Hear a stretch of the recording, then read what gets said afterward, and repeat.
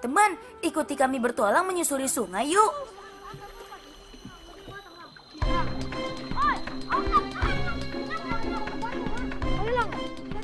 Wah, kita keterusan nih. Harus cepat bertindak.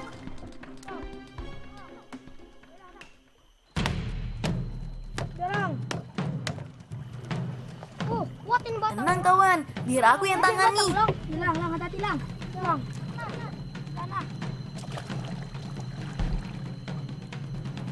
Sip deh, beres. Ayo, kita lanjutkan perjalanan lagi.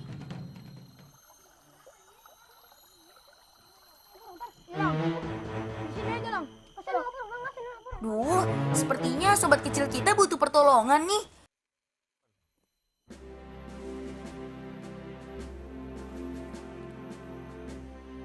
Siapa ya orang jahat yang mau menangkap kalian? Lang, burung apa itu, Lang? Oh, kelas saya burung merbak nih, Par. Teman, kami mengenal burung yang terkena jerat ini dengan sebutan burung merbak. Mereka biasa hidup di sekitar hutan di daerah Belitung ini. Duh, kasihan sekali ya.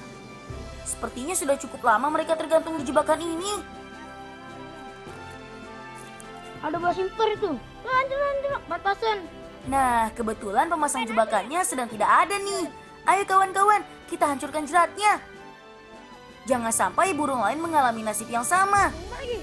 Pak, hancurin lagi jerat, Pak. Ya, Lang. Lang. Dapat.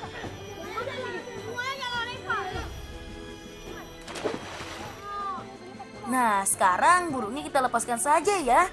Biarkan mereka hidup dengan bebas di hutan ini. Lang. Oh. Buat ngapu aku. Terbanglah kau.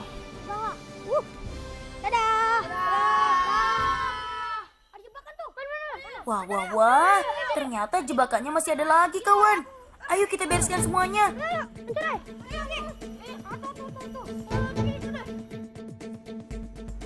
Untung saja jerat ini belum mendapatkan tangkapannya.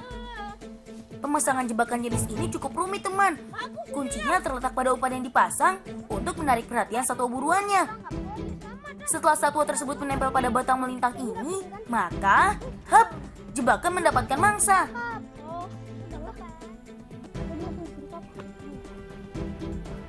Oh gitu rupanya. Nggak tahu aku loh. Nggak tahu kami kak. Lah. Ini ya. Dong. Ayo kita pergi ke hutan. Nah, supaya pemasang jeratnya kapok, kita rusak saja yuk.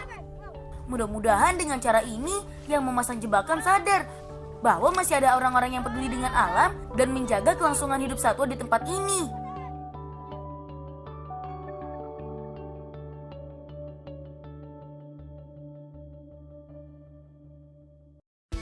Perkenalkan teman, namaku Leri. Bolang Belitung. Yang ini Fendri, Menjaga alam. yang ini Ferdi, Pelestari budaya. dan yang ini Yogi. Kami cinta Indonesia.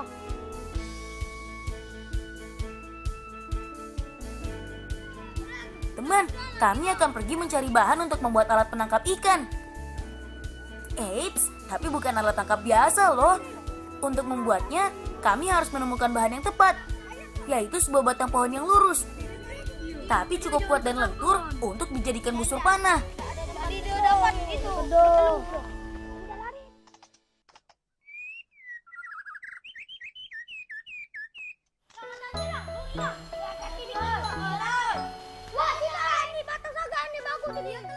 Nah, kayu saga ini sepertinya cocok.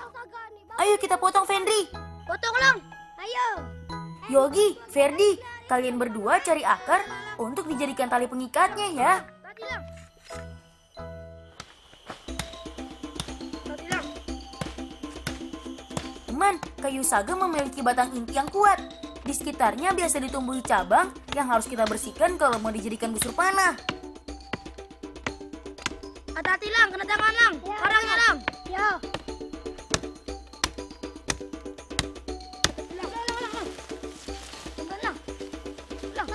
Membersihkannya mudah kok. Kita hanya perlu membersihkan ranting di pinggir batang sampai berbentuk menyerupai tongkat panjang. Tapi harus tetap dilakukan dengan hati-hati ya, Fendri. Jangan sampai tanganmu tergores. Pegang pan itu pan. Awas, Pen, kena tangan kini kau. Jelang. Ini apa nak keempat, Pen? Yuk, ambil. Yuk. Untuk membuat tali busurnya, kita bisa mencari akar bereba. Itu loh, akar merambat yang tumbuhnya di sekitar pepohonan. Ada juga yang menyebutnya akar liana. Nah, akar ini biasanya menggantung atau melingkar pada batang pohon. Beberapa jenis tertentu ada yang memiliki kandungan air yang tinggi, sampai-sampai bisa untuk diminum. Keras ki. Urusan itu sih, Yogi dan Ferdi pasti bisa deh mendapatkannya. Mana tadi, Pen? Nih. Beli bola enggak? Lang. Oi. Lang, aku dapat akar berbat. Tuk tali itu mana? Ayo. Kalian udah nggak? Pen, kau udah ke Pen? Sudah. Ayo, tolong kita yuk. Ayo, ini lang barangnya. Ayo. Sip deh, semua bahan sudah terkumpul nih. Berangkat!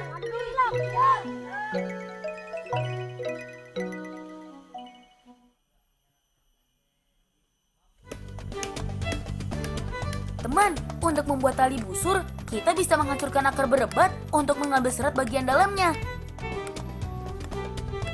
Setelah dipukul-pukul, serat akan terpisah dan bisa dijadikan tali yang cukup kuat sebagai tolakan bagi anak panah. Setelah dipotong, kita bersihkan juga batang saga ini dari kulitnya, supaya permukaan busur panah lebih halus. Tidak boleh tergesa-gesa ya. Pembuatan panah ini harus dilakukan dengan teliti, supaya hasilnya rapi dan dapat memanah sasaran dengan tepat. Nah, sekarang tinggal mengikat tali busurnya nih.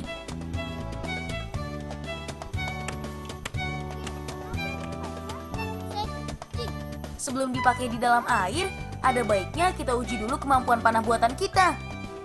Anak panahnya menggunakan bambu kecil yang sudah diruncingkan bagian depannya. Lang, anak panahnya telah jadi. Nek. Ini satu.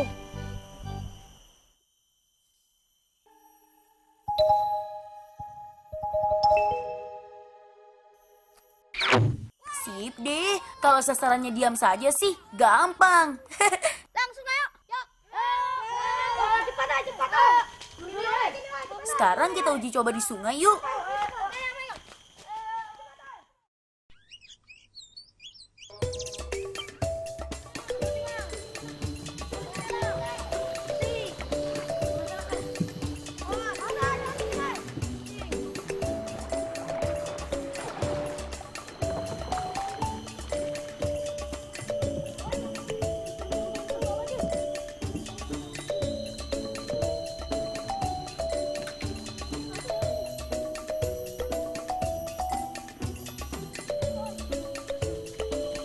Kawan di situ mau bajikan mana?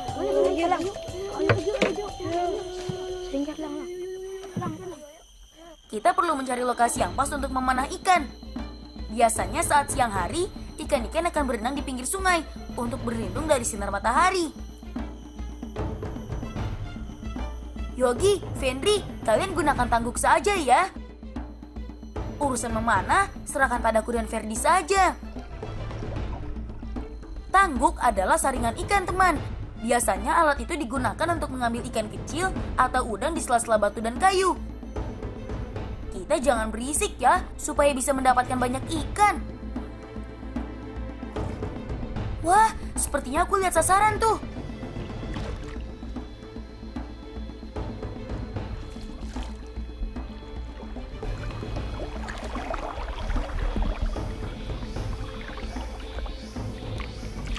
Dapat. Kawan-kawan dapat. Woi, dapat woi. Sip deh, dapat. Namanya ikan tupok, kawan. Atau mungkin teman di rumah lebih mengenalnya dengan nama ikan gabus. Asik, enak juga nih untuk dibawa pulang. Oh iya, selain ikan gabus, jenis ikan yang biasa hidup di Sungai Batu Mentas ini adalah ikan baju belang. Tahu nggak kenapa disebut baju belang? Lihat saja warna di badannya. Lumayan dapat 2 ekor ikan.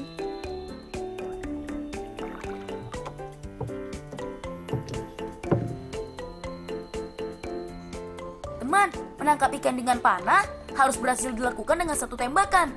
Kalau tidak kena, pasti ikan sasaran kita akan kabur. Berhasil! Ibu pasti senang kalau aku membawakan ikan ini ke rumah. Sepertinya sudah cukup nih. Tenang saja ya, kalau menangkap ikan dalam jumlah sedikit, tidak akan mengganggu jumlah satwa di perairan ini kok.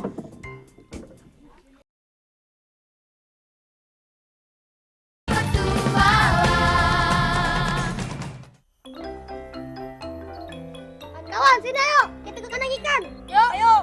Nah. Ayo kawan, kita berangkat.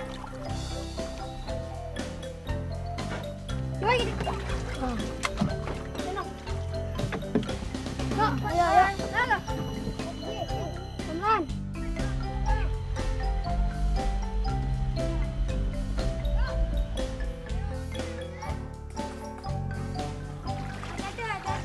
Berhenti.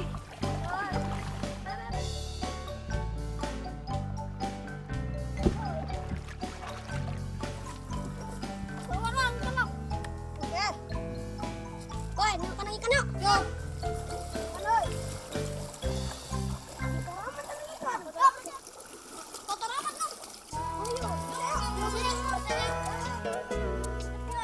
Disinilah kami biasa menyimpan tangkapan ikan baju belang kami, teman. Karena sudah beberapa hari tidak datang, aliran air yang membawa daun kering membuat kandang ikan kami ini jadi kotor.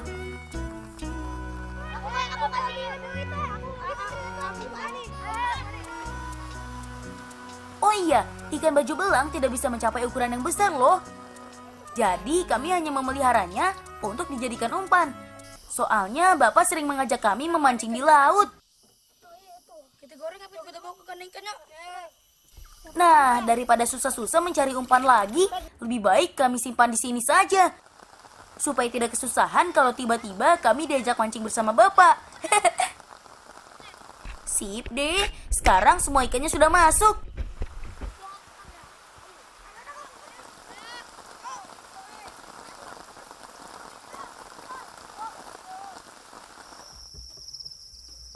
Sini Lang, tolong dibantu kasih makan ikan menggalet untuk isi. Teman, selain suku asli, sudah banyak pendatang yang tinggal di Pulau Belitung ini. Salah satunya Paman Fandi. Beliau berasal dari Pulau Jawa dan bekerja di sini sebagai peternak jangkrik untuk dijual. Walaupun tergolong omnivora atau pemakan segala, serangga ini lebih sering diberi makan dedaunan.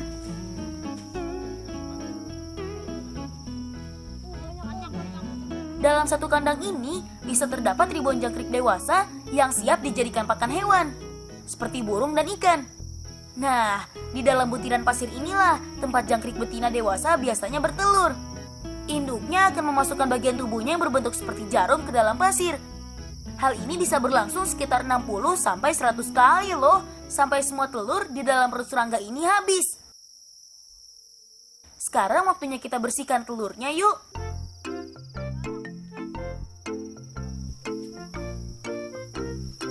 Ayo Lang, kita angkat telur jangkriknya di sana. Telur jangkrik perlu dibersihkan untuk memisahkan mereka dari pasir dan telur kutu. Yap, benar, kutu. Telur jangkrik dan kutu warnanya sangat mirip. Bedanya ukuran telur kutu lebih besar. Jadi kalau ketemu telur yang ukurannya lebih besar dari yang lainnya, langsung dibuang saja deh. Jangan sampai tercampur. Bangga, apa beda jangkrik dengan telur kutu? Oh, yang telur jangkrik yang kuning-kuning kecil. Nah, di dalam kandang, kutu juga hidup dan berkembang biak. Oleh karena itu, pemisahan diperlukan sebelum semua telurnya menetas. Soalnya kalau tidak dipisahkan, kutu bisa memakan habis anakan jangkrik yang baru menetas. Kan sayang. Setelah dicuci bersih, sekarang tinggal menghilangkan kadar air pada telur-telur serangga ini.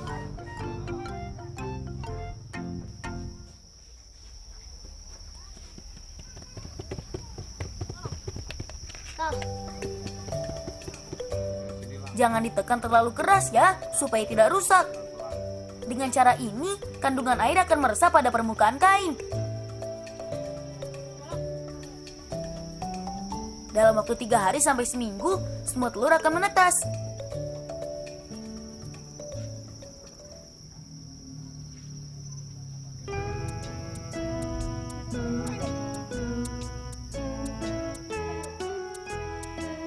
Lang, taruh sini Lang.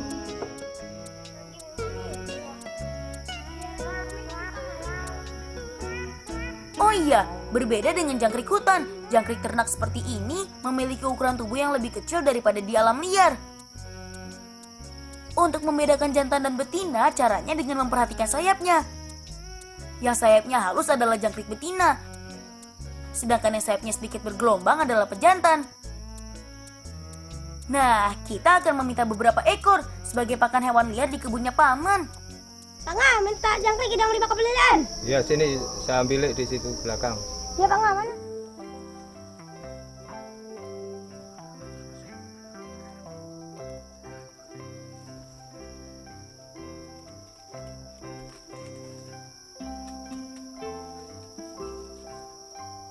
Makasih Panga.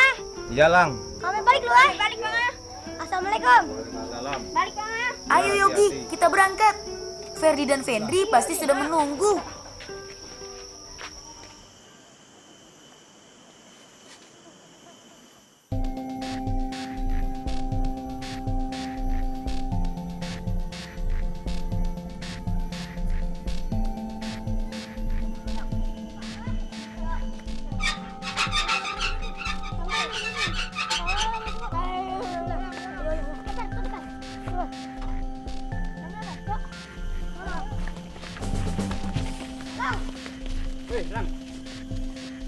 Palong na lang Piko.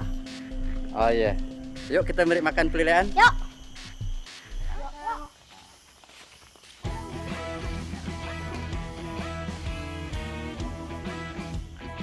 Teman, tarsius merupakan hewan nokturnal alias lebih aktif pada malam hari.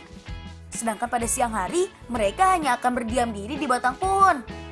Mereka juga disebut sebagai monyet purba yang dipercaya sudah hidup selama berabad-abad di daerah ini. Tapi sayang, dulu masyarakat banyak yang menganggap satwa ini pembawa sial. Makanya saat ditemukan mereka langsung dibunuh. Dari beberapa jenis tarsius di seluruh dunia, tarsius di Provinsi Bangka Belitung tergolong yang paling besar.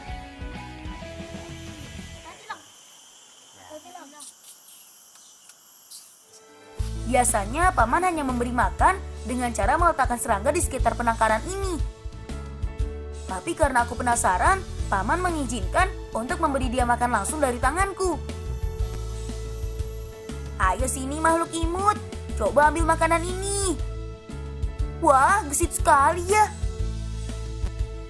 Teman, tarsius ini bisa ditemukan di Taman Alam Batu Mentas, Kecamatan Badau, Kabupaten Belitung. Letaknya bersebelahan dengan hutan gunung tajam. Menurut Paman Budi, jumlah satwa langka ini masih cukup banyak di Pulau Belitung. Tapi masih perlu kesadaran masyarakat untuk menjaga hutan supaya jumlah satwa pemakan serangga ini tetap terjaga. Nah, oleh sebab itu, Paman membuat penangkaran yang mirip tempat tinggal alami tarsius untuk mempelajari pola hidup satwa bermata besar ini. Selain sebagai penelitian, menempatkan tarsius di penangkaran ini juga berguna untuk menyadarkan masyarakat bahwa satwa ini adalah kekayaan langka yang dapat menarik perhatian banyak orang untuk datang ke pulau kami.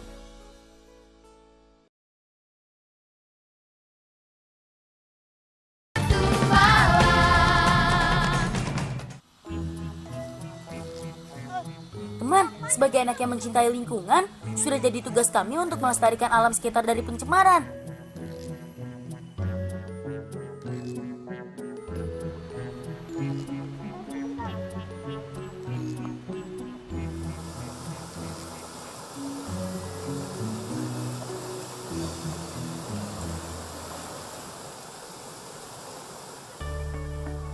Nah, di aliran Sungai Batu Mentas ini, kami memiliki sebuah tempat untuk menjaga kebersihan air dari sampah yang dibuang orang di hulu sungai. Soalnya kalau tidak dijaga, sampah bisa mengakibatkan kebanjiran. Atau yang lebih buruk lagi, merusak kelestarian hutan dan sungai di tempat ini. Biasanya di tempat ini, kami akan bersiap untuk mengambil dan mengumpulkan sampah, terutama sampah plastik.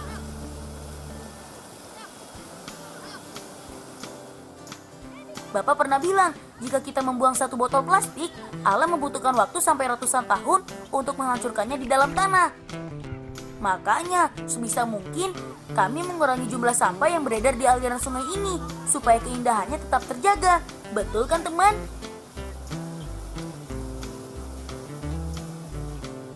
teman-teman, banyak cara untuk menjaga alam kita tetap lestari. Yang pasti salah satunya adalah tidak membuang sampah sembarangan. Kalian setuju kan? Salam bocah petualang. Dadah!